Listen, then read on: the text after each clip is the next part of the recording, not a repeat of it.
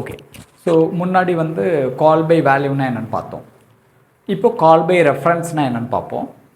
So இங்கே ஒரு main function இருக்குது. மெயின் ஃபங்க்ஷனில் இருக்கிற ரெண்டு லோக்கல் வேரியபிள் ஏ என்ற பி என்ற லோக்கல் வேரியபிள். ஸோ இதை வந்து ஜஸ்ட்டு பிரிண்ட் பண்ணுறோம். ஏவோட வேல்யூ பியோட வேல்யூ பிரிண்ட் பண்ணுறோம். ஸோ 5 and 8 வந்து பிரிண்ட் ஆகும். அண்ட் தென் இப்போ ஸ்வாப்ன்ற ஃபங்க்ஷன் கால் பண்ணுறோம். இந்த ஃபங்க்ஷனுக்கு முன்னாடி பாஸ் பண்ணும்போது எப்படின்னா அதோட வேல்யூஸ், அதாவது 5, 8ன்ற அந்த வேல்யூஸை மட்டும் பாஸ் பண்ணோம். அதை வந்து ஸ்வாப் பண்ணோம்.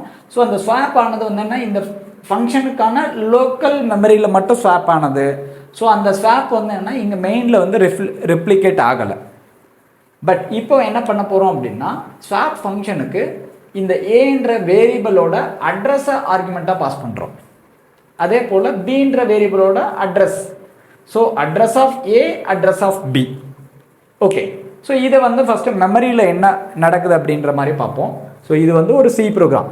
ஓகேங்களா. இந்த சி ப்ரோக்ராமை வந்து நீங்கள் வந்து கம்பைல் பண்ணிங்கன்னா ஒரு எக்ஸிக்யூட்டபிள் கிடைக்கும். அந்த எக்ஸிக்யூட்டபிள் வந்து ரன் பண்ணுறீங்க அப்படின்ற போது அந்த ப்ரோக்ராம் வந்து உங்கள் ரேமில் லோட் ஆகும். லோடான ப்ரோக்ராம் வந்து பார்த்தீங்கன்னா ஒரு 4 செக்மெண்ட் இருக்கும். ஒரு code segment, data segment, heap segment and stack segment அப்படின்னு சொல்லிட்டு. ஸோ கோட் செக்மெண்ட்டில் இந்த கம்ப்ளீட் கோட் வந்து பைனரியாக இருக்கும். அந்த பைனரி வந்து என்ன, எக்ஸிக்யூஷன் எப்படி நடக்கும்னா மெயின் ஃபங்க்ஷன்லேருந்து எக்ஸிக்யூஷன் ஸ்டார்ட் ஆகும். So main function execution start ஆகும்போது மெயின்கான ஒரு ஸ்டாக் ஃப்ரேம் கிரியேட் ஆகும். ஸோ இதுதான் வந்து stack frame for main. So இந்த மெயின் ஸ்டாக் ஃப்ரேமில் லோக்கல் வேரியபிள்ஸ் எல்லாத்துக்குமே அந்த ஸ்டாக் ஃப்ரேம்குள்ளே தான் மெமரி அலோகேட் ஆகும். ஸோ இதுக்குள்ளே 2 லோக்கல் வேரியபிள் இருக்குது, ஏ அண்ட் பின்னு சொல்லிட்டு. ஸோ ஏன்றது ஒரு லோக்கல் வேரியபிள், பின்றது ஒரு லோக்கல் வேரியபிள். ஏக்கு வந்து மெமரி வந்து ஃபார் எக்ஸாம்பிள் வந்து நம்ம ஒரு 3100 அப்படின்ற மெமரி லொக்கேஷனில் மெமரி அலோகேட் ஆகுது. ஏக்குள்ளே 5என்ற வேல்யூ வந்து நம்ம இனிஷியலைஸ் பண்ணுறோம். அதே போல் இன்ட்டு பின்னா பிக்கு வந்து ஒரு 4 byte மெமரி அலோகேட் ஆகும் 3200 மெமரி லொக்கேஷனில். அதுக்குள்ளே 8என்ற வேல்யூ வந்து இனிஷியலைஸ் பண்ணுறோம். அண்ட் தென் ஏபி வந்து பிரிண்ட் பண்ணுறோம். 5 and 8 வந்து பிரிண்ட் பண்ணியாச்சு. அண்ட் தென் இப்போ வந்து என்ன பண்ணுறோம், ஸ்வாப்ன்ற ஃபங்க்ஷன் கால் பண்ணுறோம். அதுக்கு வந்து அட்ரஸ் ஆஃப் ஏ. ஸோ இங்கே முன்னாடி நல்லா பார்த்தீங்கன்னா நம்ம முன்ன ஆல்ரெடி டிஸ்கஸ் பண்ணபடி ஆம்பர்சன் ஏனா address of A. So ampersand A வந்து ஆர்குமெண்ட்டாக பாஸ் பண்ணுறோம். அட்ரஸ் ஆஃப் ஏ, ஏவோட அட்ரஸ் வந்து என்ன 3100. ஸோ அப்போ 3100, 3200ன்றதை வந்து ஆர்குமெண்ட்டாக நம்ம பாஸ் பண்ணுறோம். நம்ம முன்ன பாயிண்டர் கான்செப்டில் டிஸ்கஸ் பண்ணபடி இப்போ நீங்கள் இந்த அட்ரஸை ரிசீவ் பண்ணணும். ரிசீவ் பண்ணுறதுக்கு என்ன வேரியபிள் இருந்தால் நீங்கள் ரிசீவ் பண்ணலாம். நீங்கள் பாருங்கள், அட்ரஸை வந்து நம்ம எந்த வேரியபிள் அசைன் பண்ணுறோம், பாயிண்டர் வேரியபிள் அசைன் பண்ணுறோம். அப்போது இங்கே வந்து என்னென்னா பாயிண்டர் வேரியபிள் இருந்தால் மட்டும்தான் இந்த அட்ரஸை வந்து நம்மளால் ரிசீவ் பண்ண முடியும். ஸோ தட் இங்கே இன்ட்டு ஸ்டார் ஏன்றது பாயிண்டர் வேரியபிள், அதே போல் பி ஸ்டார் பின்றது ஒரு பாயிண்டர் வேரியபிள். ஸோ சார் நான் ஏன்னு தான் பாயிண்டர் வேரியபிள் நேம் வச்சுக்கணுமா அப்படின்னா இல்லை, நீங்கள் என்ன நேம்னாலும் வந்து வச்சுக்கலாம். ஸோ ஜஸ்ட் நான் ரிலேட்டபிளாக இருக்கணும்னு சொல்லிட்டு நான் அந்த மாதிரி வச்சுருக்கேன். ஸோ இந்த ஏவோட அட்ரஸு இந்த ஏக்குள்ளே. ஸோ அப்போ சரி, இந்த ஃபங்க்ஷன் கால் பண்ணிங்கனாலே எங்கள் மெமரியில் என்ன ஆகும், இங்கே ஒரு ஸ்டாக் ஃப்ரேம் கிரியேட் ஆகும். So stack frame for swap function. So இந்த ஸ்வாப் ஃபங்க்ஷனுக்குள்ள இப்போது ஸ்டார் ஏன்றது ஒரு பாயிண்டர் வேரியபிள். ஏன்றது வந்து என்ன பாயிண்டர் வேரியபிள். அதே போல் பின்றது வந்து ஒரு பாயிண்டர் வேரியபிள். இந்த பாயிண்டர் வேரியபிள்ஸ்க்கும் ஒரு 4 bytes மெமரி அலோகேட் ஆகுது. ஏக்கு வந்து நம்ம 4100ன்னு வச்சுப்போம், பிக்கு வந்து 4200ன்ற மாதிரி மெமரி அஸ்யூம் பண்ணிப்போம். ஸோ இந்த 4100ன்ற பாயிண்டர் வேரியபிள்குள், ஐ மீன் ஏன்ற பாயிண்டர் வேரியபிள், அதுக்கு வந்து மெமரி 4100ன்ற மெமரி லொக்கேஷனில் மெமரி அலோகேட்டாக இருக்குது. அதுக்குள்ளே இந்த ஏவோட, அதாவது இந்த ஏவோட அட்ரஸை வந்து நம்ம அசைன் பண்ணுறோம். ஸோ இந்த ஏவோட அட்ரஸ் வந்து 3100. அதே மாதிரி பிக்குள்ளே இந்த பியோட address 3200.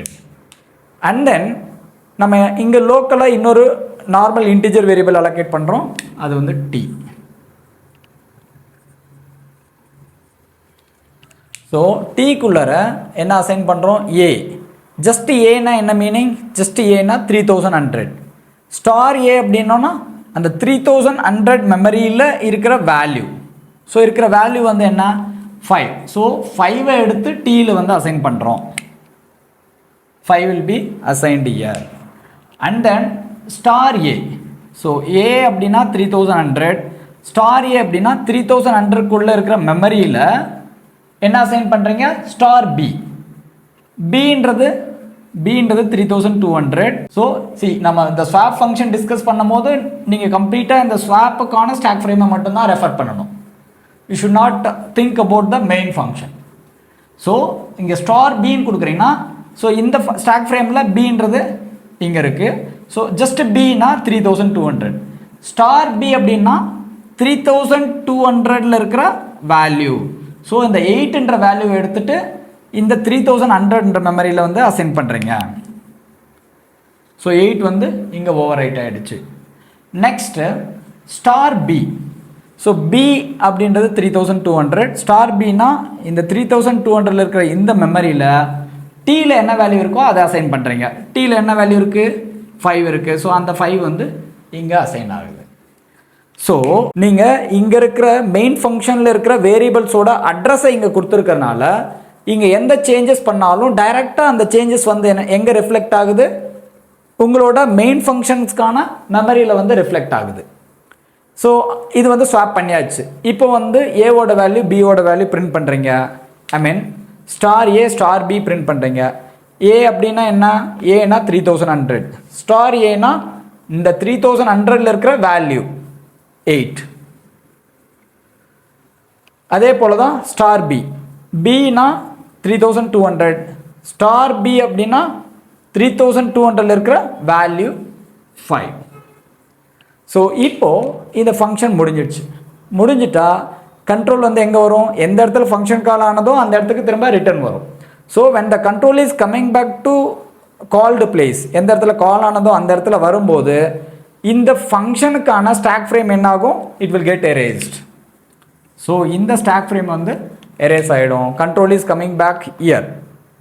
Now you are trying to print a and b. So இந்த ஃபங்க்ஷனை பொறுத்த வரைக்கும் ஏ அண்ட் பினா இந்த ஸ்டாக் ஃப்ரேம்குள்ளே இருக்கிற ஏபி.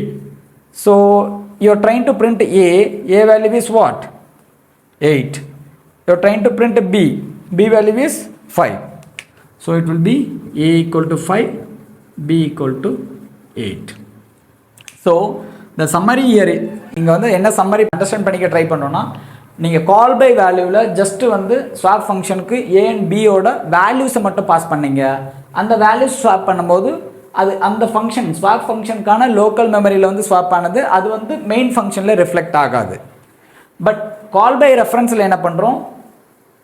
கால் பண்ணும்போது இந்த வேரியபிள்ஸோட அட்ரஸை பாஸ் பண்ணுறோம்.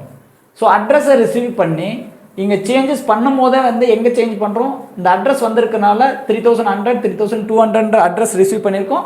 ஸோ டைரெக்டாக அந்த அட்ரஸ்க்குள்ளே வந்து சேஞ்சஸ் பண்ணுறோம். ஸோ அதனால தான் வந்து கால் பை ரெஃபரன்ஸில் நம்ம இங்கே பண்ண சேஞ்சஸ் எகெயின் நம்ம இங்கே மெயின் ஃபங்க்ஷனில் வந்து நம்ம பிரிண்ட் பண்ணும்போது we are getting the updated value. Sorry, இங்கே வந்து ஃபைனலாக ஏ 8ன்னு பிரிண்ட் ஆகும். ஏ வந்து 8 இல்லை அண்ட் பி வந்து 5. Okay, that's all. தேங்க்யூ.